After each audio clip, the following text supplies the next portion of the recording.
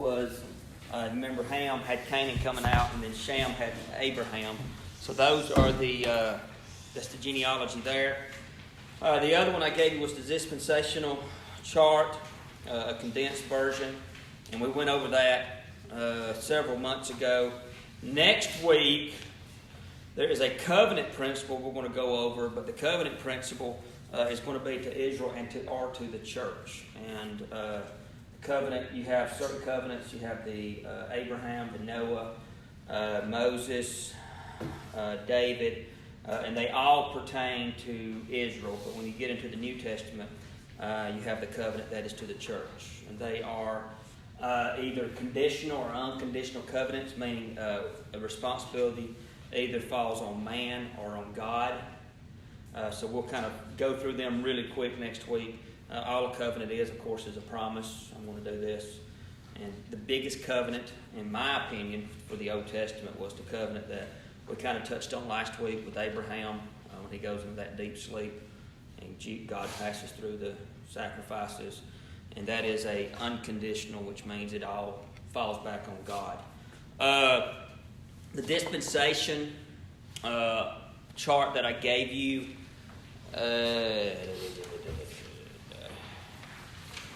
at the top, when I wrote the names, it's basically who was the key players in this, or who was the key figures. The dispensation of innocence, of course, that was Adam. They didn't know good or evil. Then you have conscience, which was Cain, and that runs all the way through Noah. Dispensation of conscience, they know good and evil. They know what to do and what not to do. Human government, we looked at that last week. It's found in Genesis chapter 8 and 1. That is the dispensation. What dispensation means, how God handles sin in relation to man. Then you have the dispensation, and dispensation means to pour out. Is the promise, and that is Abraham. That is the dispensation of promise. The promise of what? The promise of two things, a Savior and the law. And then that comes into effect with Moses, the dispensation of law, which the Jews stayed under that up until the time of Christ. Many of them carried it on even up until today. Some of those are still under that dispensation. We are under the dispensation of grace, and that runs all the way through the tribulation. So y'all can look at those and kind of go over it, and it has the conditions, what happens if you fail through this dispensation, what if you don't obey it. It's got how many years that runs. So y'all can kind of look at those charts, and we'll kind of go over those more in detail later on. Right now we are in the dispensation of human government. This is what we are studying now. So we've already passed the dispensation of innocence, which was Adam and Eve, and then the dispensation of conscience, which runs from Cain all the way through Noah. And then you have the flood, and then they come off of the boat or the ark. And then in Genesis chapter 8 and 1, you have that dispensation where Noah is basically told you are going to be the executioner or the judge, the jury, in Genesis chapter 8.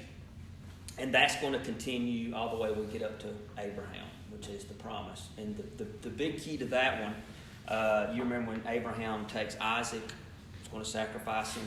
That is a type of that promise. There's going to be a promised Savior. So we'll get into that later.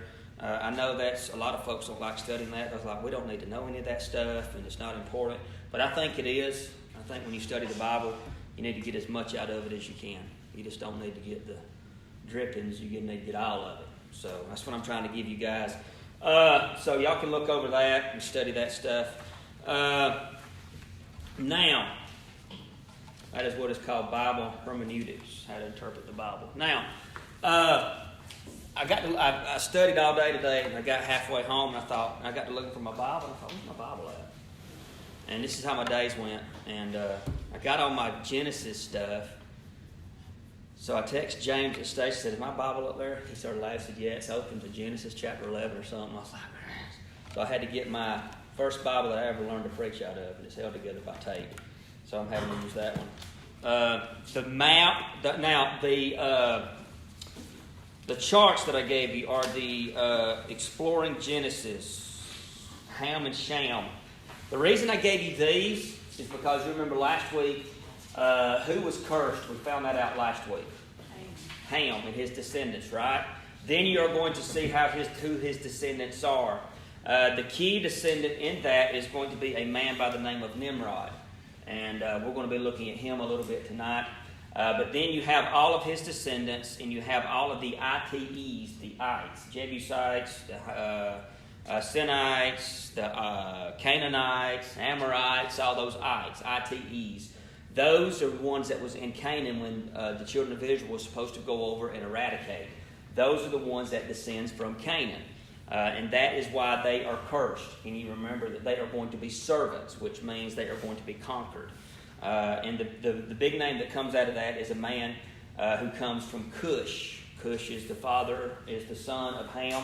His name is Nimrod. He is a type of the Antichrist. Nimrod is a type of the Antichrist. His kingdom that he is going to set up is the Babylonian kingdom. And we'll look at that also. We looked at it in pretty good detail when we studied Revelations. You have King Nebuchadnezzar. You have King Belshazzar with the Babylonian Empire. We'll look at those too. So we'll kind of get into that tonight also. So, and it's neat. If you look at the very last name and it's underlined, it is Philistine. That can also be used as Philistine. So really, if you look at that, nothing good came out of Ham. That was the enemies of the Jews, enemies of God. And that is why they were cursed. So that is just something for you. Now, looking at Shem, these are the Jews. It starts and it lists all of his sons, and then it breaks off, and you'll notice the big name in there is going to be Abram. Okay? That is Abraham, of course. Then you have Rebekah and you have Laban. We'll get into that. Rebekah, of course, and then Laban, which was her father, which was the, I believe, the uncle. And then you have Rachel and Leah, of course. And then you have, at the bottom, not the very bottom, well, yeah, at the very bottom, you have the 12 tribes of Israel. And those come out of Shem. And we learned last week who is the key figure in the New Testament that comes out of Shem. Who? Jesus. Okay? Speak up. So you have Reuben, Simeon, Levi, Judah, Dan, Naphtali, Gad, Asher, Issachar, Zebulun, Joseph, Benjamin. Now, Ephraim and Manasseh are the sons of Joseph. When Joseph marries that Egyptian woman, she has him 2 kids, which are Ephraim and Manasseh. Okay? So those are your 12 tribes. So you'll see, what I'm trying to get you to is how God, and I know this is a word we use a lot, providence is always there. When God, even though that there was a sin that was committed by Ham, did not stop the process of what God had planned.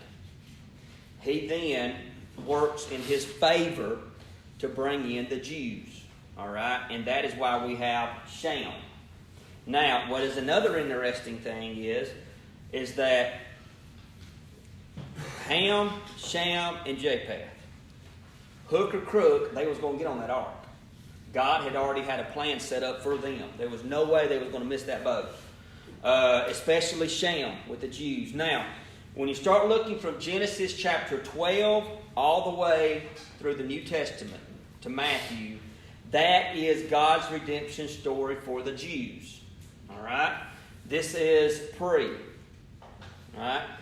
From Genesis 12 all the way, I think it's Micah, the last. You got Malachi. From Genesis 12 all the way to Malachi, that is the redemption story of the Jews. Okay? It's the rise of Israel, it's the fall of Israel, it's the rise of Israel. That is what that story is about. Okay? Now, when you get to Matthew, Mark, Luke, and John, it is the redemption story. Matthew, Mark, Luke, John, the rest of the New Testament is the redemption story of mankind. Okay? And we said it, and I will say it again, the Old Testament is a Jewish testament. All right? We are sprinkled in there throughout a little bit with, for instance, Japheth. That's where the Europeans come out of his loins. As a matter of fact, Japheth's family populated the majority of the earth. But the Old Testament is Jewish. It's all to the nation of Israel. But then you also have Matthew, which is a Jewish book. But then you get into Mark, which goes to the Greeks, and you get into Luke, which goes to the Gentiles, and you get into John, which is his writing to the world. So, and then when you get into the epistles, it is to the church. It is a promise to the church. So that's how you kind of break all this down. I know that's a lot to kind of swallow, but there you have it. Now, so that's there. I'm not even going to get close to starting. The map that I gave you, you often hear this word Mesopotamia. Now, where did where was the ark come to rest at? Mount Ararat. And you can see on your map where that's at. It's in Turkey, way up there at the top. Now, when they come off that ark, they are immediately going to go, of course, down mountain, and they are going to come to rest in Mesopotamia, which is the birthplace or the cradle of civilization. A lot of people think it's Africa. It is not. It's this area right here. Now, Mesopotamia is where the dispersion of the people began. The Tower of Babel, the confusion of tongues, and then they spread out. That is where ground zero is at. And then they spread out. Now, Mesopotamia is basically, and you got a modern map, it's Turkey. It is going to be parts, it's going to be Syria, Iraq, Kuwait, parts of Saudi Arabia, and parts of Iran. That is also Mesopotamia. We just talked about this when we first started studying Genesis, where the Garden of Eden, they believe, is located at. If you look at that Persian Gulf all the way down where it says Kuwait, it's somewhere, they think it's somewhere in that area. Now, with all that, that is where Abraham is going to dispense that of. That's where everybody kind of spreads out in the languages, the Tower of Babel. Okay? So there you have that. You need to keep that to kind of look at it. So there you have that. Now, I know that's a bunch. You go home and study it. Okay. There are 4, I'm trying to think, great catastrophes or calamities in the Bible. The first one, we've already studied it, is the fall of man. That's the first catastrophe because we are still feeling the effects of that. All right? The second one is going to be the flood. The world felt the effects of that. So not only did they feel the effects of sin, not only did they feel the effects of the flood, and then the third one, the third catastrophe is going to be the tongues and the different types of races. And that's what we're going to try, and I'm sorry I took so long on that introduction, to look at tonight. The dispersion of people. Are we feeling the effect of that now? Yeah, there's over 2,600 different languages in the world that we know of. And I read today that 200 years ago there were 6,300 different types of languages. Now we're down to 2,300. People don't speak them no more. Do you know why? Parents don't teach it. They don't hand it down. They said out of that 2,300, there is only 100 that is well known. 90% of the languages that we have in our world, 2,300 languages, less than 2,500 people speak them. That's rare. What is the key language that everybody's wanting to learn? We in here speak it. We speak it good enough. But that is the main language everybody wants to speak. Okay? When you're dealing with this, how did we get Chinese language, Mexican? How do we get it? You get it from here. All right? You find out where everybody gets their different types of languages, how they look, how they talk, from the Tower of Babel when God separates them. It's pretty normal, or it's pretty simple to understand because it's written right out there for us. Now, if you look back in Genesis chapter 10, and that was a lot of talking. Genesis chapter 10, look in verse 8. You'll see a man, and his name is Nimrod. He is going to come out of the lineage of Ham. You remember, you see Japheth in verse 2. Verse 6 is Ham. Verse 21 is Shem. The two key players in this is going to be Ham and Shem. That is why I gave you those charts. Now, Ham is going to have a son by the name of Cush. All right? Now, Cush is going to have a son, and his name is going to be Nimrod. Okay. You've got Ham with 4 boys. Okay? You have Mizraim, Phut, Canaan, and Cush. Now, when that curse is laid down or is brought forth, and it's going to be only to Canaan, right? Not to the others. You would think that Canaan would have been the one to have had Nimrod. But it's his brother by the name of Cush. Look back, he has sons. Cush, Mizraim, Phut, and Canaan. Cush is the one that's going to have the rebellious.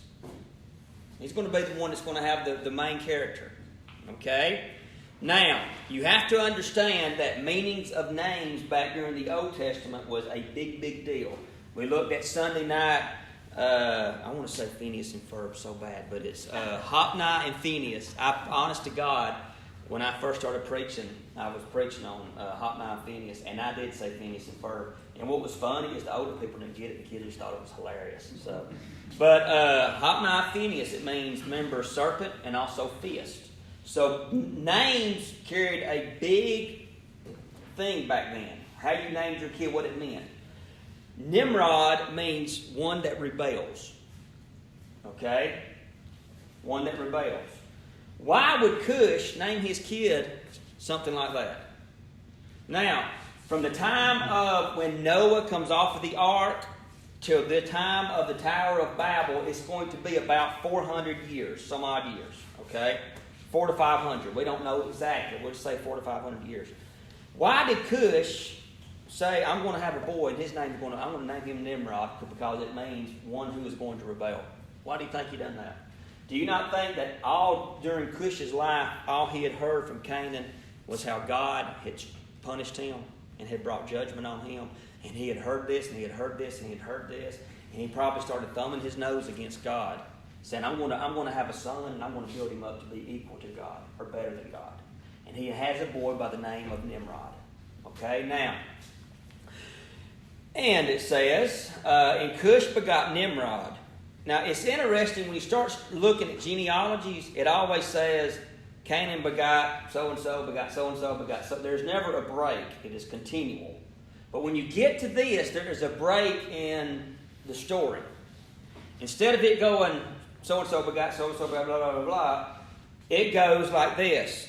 And the sons of Ham in verse 6. And then it says, and the sons of Cush in verse 7. And then Cush begot Nimrod. Stop. He became a mighty one in the earth, and he was a mighty hunter even before the Lord. Wherefore it was said, even as Nimrod, the mighty hunter before the Lord. And then it keeps going to so and so and so and so and so and so. See how important his name is, that Moses thought enough to break that storyline to put a man by the name of Nimrod in there. Okay, now, he's going to build a city by the name of Babylon. And we'll look at that if we have time. I doubt it. But let's look at this guy by the name of Nimrod. Cush has a boy. All right? They're in one central location in the Mesopotamian Valley. We don't know exactly where, but we know it's on a flat ground. So he's in this general area. You know that map's right here. In general area here. Iraq, Iran, somewhere in that general area, okay? Everybody that lives on earth lives there. All right? One language, one people. All right, now keep that in mind. You'll notice he is described by one word, and it's repeated 3 times. What is it? Mighty. All right? If you study the Psalms, Proverbs, God is always described by one word. The majority of the time, Proverbs, mighty. Mighty, mighty God, mighty Savior. Okay? So he is trying his best to be equal with God. And I want you to look. He began to be a mighty hunter, one in the earth. He was a mighty one in the earth. He was a mighty hunter before the Lord. Okay? And it says, he was a mighty hunter before the Lord. Wherefore it is said, even Nimrod, the mighty hunter before the Lord. Doesn't say he's hunting animals, does it? You know what he's hunting? Man. He's a warrior. He's a cold-blooded murderer. Back during this time, if you wanted to rise and be top dog, you had to get rid of everybody in your path. You remember when we start studying the kings on Sunday night, you'll realize if I've got to get to the throne, I'm going to have to kill everybody in my way. King Herod was the same way. Even in the New Testament times, even after the apostles, when you start studying the Roman emperors, they were the same way. Nimrod, and if you read this in Hebrew, it says was a mighty hunter of men, or man. He was a murderer. He comes out of the loin. And what is interesting about this, do you know who his great-granddaddy is? Noah. All right? How could man fall that quick? Noah gets off the boat, and how long does it take him before he gets drunk and shows out? Not long. Long enough for a vineyard to grow. I don't know how long it takes for a vineyard to grow. Doesn't take long, does it? One generation passes, the next one, and now we got a man by the name of Nimrod who's building a gigantic city and he wants to be equal to God. Do you see how quickly sin just spreads? By the time it takes long enough to put seed in the ground, grow grapes, everything went back to the way it was after the fall. And it says, and Cush begot Nimrod, and he began to be a mighty hunter, one in the earth. And he was a mighty hunter before the Lord. Wherefore it is said, now I want you to look at this, even as Nimrod, the mighty hunter before the Lord, and the beginning, this is the first time you hear this word, kingdom. You have two kingdoms. You have an earthly kingdom, and you have a heavenly kingdom.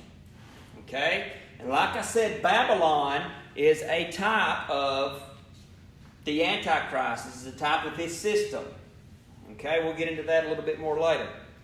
And he began, and at the beginning of his kingdom was a place called Babel. If you look, King Nebuchadnezzar, King Belshazzar, the Babylonian Empire at one time was the greatest empire on earth. You remember the Babylonian empires, the ones that come in and struck down Jerusalem, brought all Shadrach, Meshach, and Abednego, that empire. It was Nebuchadnezzar that had that dream that said, I want to build a statue and everybody's going to come out and worship. It was King Nebuchadnezzar that decided one day when he was walking in his palace that he looks and basically says, who's greater than Nebuchadnezzar? Who has a greater empire than Babylon? And God strikes him down and puts him out into the forest as a beast and he eats grass. That person. And in Revelations, let me see if I can find it in this Bible. In Revelations, it might be 15. I know I'm getting ahead of myself, but we'll come back to it. I think it's Revelations 15. I can't find anything in this Bible. Revelations chapter 17, verse 5. This is how Babylon is described during the 7-year tribulation. And upon her forehead was a name written, Great Mystery Babylon, the great, the mother of harlots, the abominations of the earth. So whenever you see the word Babylon in the Bible, it is always bad. Nothing good comes out of Babylon. Okay? Now, going back to Genesis. I know this is a whole bunch. This is the beginning, and he's going to build a kingdom. That is a central location. What did God tell Noah? Be fruitful in what? Scatter, go, repopulate not one area, but repopulate what? The earth. What did he tell Shem, Ham, and Japheth? The exact same thing. Move out, go. You got all this land. You don't have to buy it. Just go do it. But they stay in one central location. Okay? Now, goes through a list of names. You get to Shem in verse 21, and you have your list in front of you. Aram, and he is going to come out of Uz. Now, there's a guy there in verse 25, and there is a break here also. Just like with Nimrod, there is a break with a guy named Peleg, P-E-L-E-G. And unto Eber was born 2 sons. And the name of one was Peleg. And you'll notice it says, in his days was divided on earth. What does he have to say about him? Now, you have a great division during this time. You have the Mesopotamian, and then you have the Arabian. You have these two groups of people that are going to split. Okay?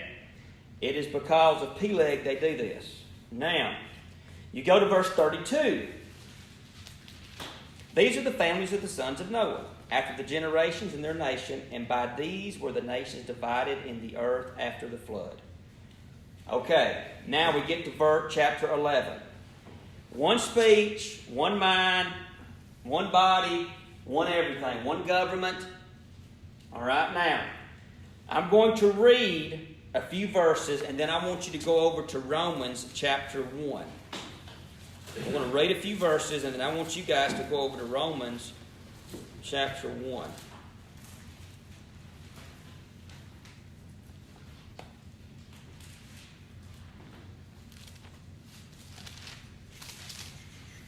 And we'll look at starting in verse 18. After I read a few verses in Genesis. All right. And the whole earth, not the entire earth, but what is known as that central location of earth. Okay? Just that one location that's on your map with one language and one speech. And if you look that up in the Hebrew, language does not mean how you speak. Language means how you think comes out of how you speak. Whatever I believe eventually is going to come out in it. Eventually it will. What I believe is what I'm going to live. And that is what that means. They believed in one thing only, and that's how they was going to live. It's just one. All right? Now, and it came to pass, as they journeyed from the east, once they come out of Ararat and they start filing down in there to this valley, they found a plain which is flat, Shinar, and they dwelt there. Okay, they're already going against God, right? Because what did God say twice? Be fruitful, multiply, spread out. And this is interesting. Do we live now in a I world? Me, me, me. Us, us, us. It's all about us. Look, listen how they talk. And they said one to another, go to let us make brick and burned them thoroughly, and they made brick for stone, and slime they had for mortar. The new heaven and the new heaven, the pearly gates and all that, is it made out of earthly material? It's not made out of brick or mortar, is it? It's made out of rubies and stones and precious jewels and gold and pearls. Something that is not going to fade away. I don't care how good brick is or how good mortar is, eventually what happens to it?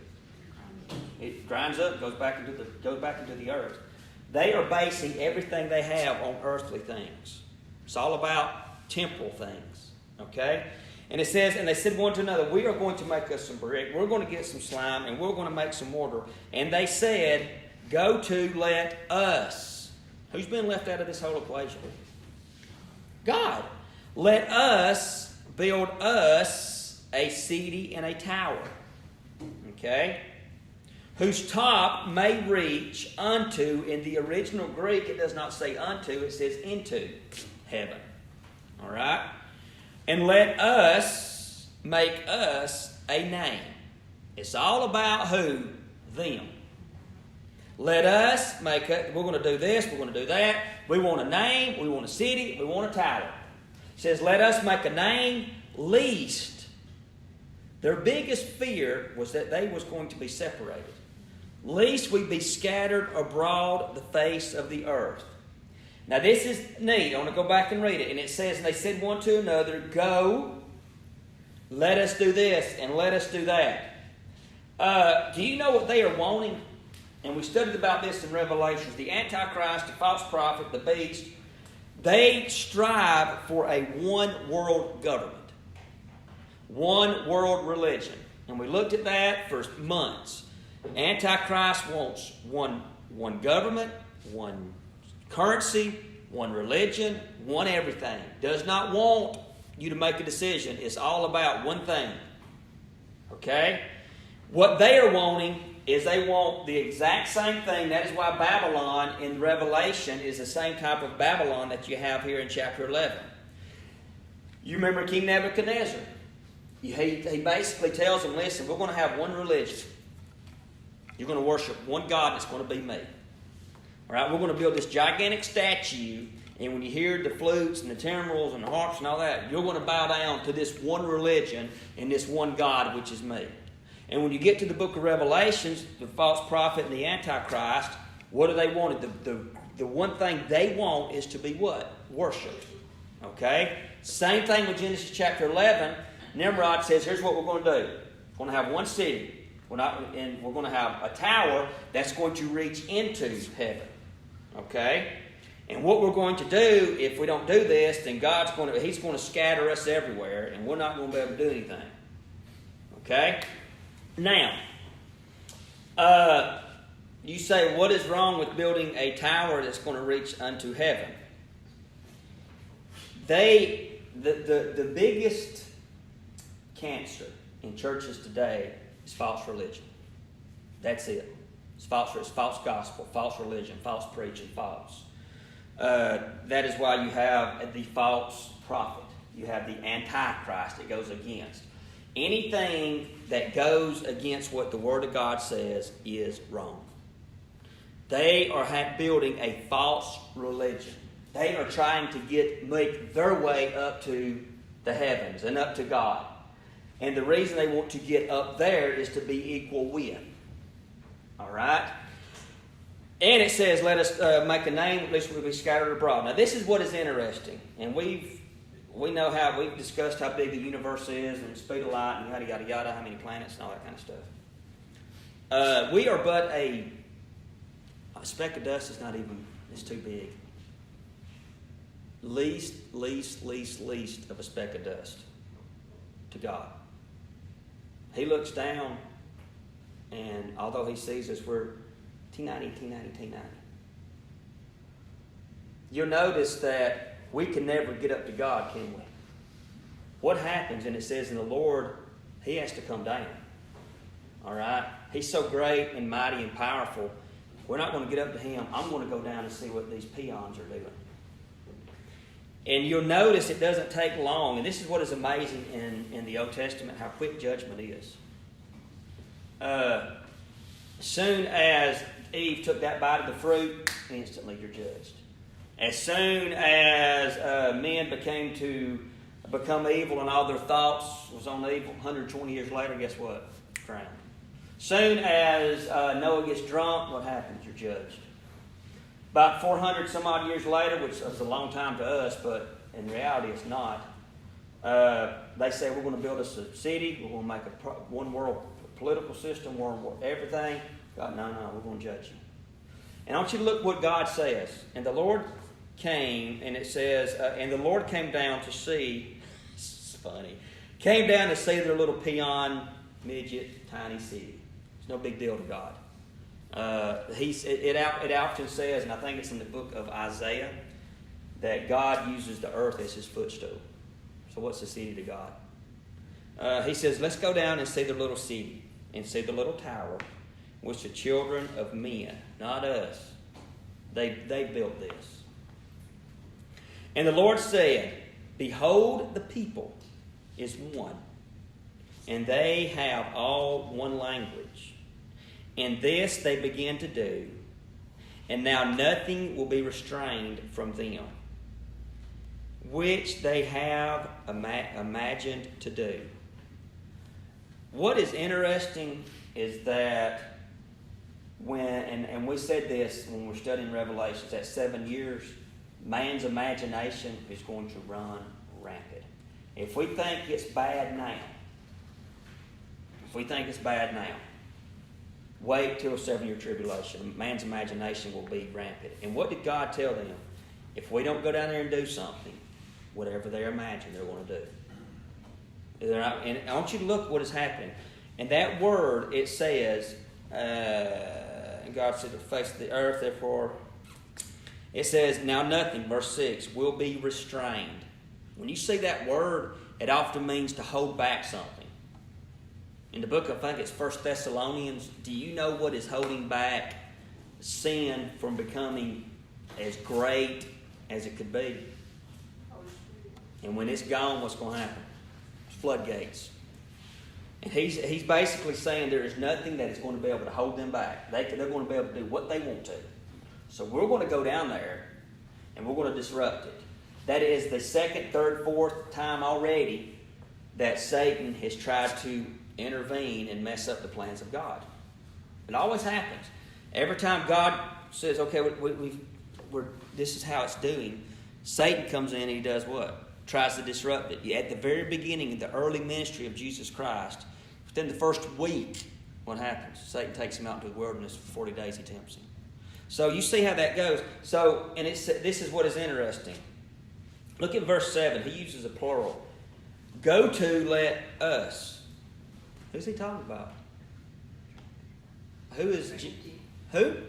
The Trinity. There's your first look at the Trinity. Father, Son, Holy Spirit. Let us go down there and confound their language, that they may not understand one another's speech. Is that not ingenious?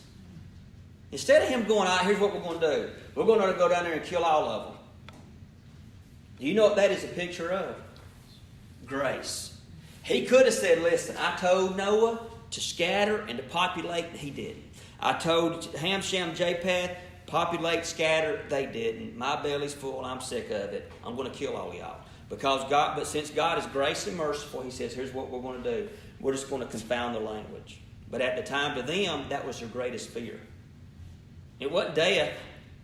It wasn't God's judgment. We'll have to get into Romans chapter 1 next week. What was their greatest fear is being scattered. And God is going to use their greatest fear to his accomplishments. And this is what God does. And he says they were not going to be able to understand one another's speech. So the Lord scattered them. That's like, if you look at that up in the Hebrew, it's like taking your hand into a feed sack and just throwing feed.